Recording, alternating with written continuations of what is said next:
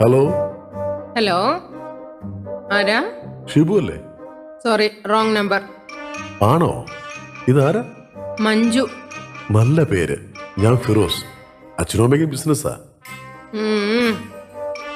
ഇത് എവിടെയാ സ്ഥലം? കാട്ടാക്കട. ആണോ? നല്ല പേര്, നല്ല സ്വീറ്റ് ചോയ്സ്. ഞാൻ വീണ്ടും വിളിച്ചോട്ടെ? വച്ചിട്ട് പോടാ പട്ടി.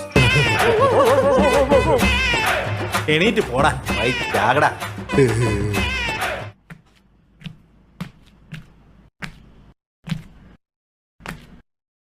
ஏய் யாரா அந்த தங்கு?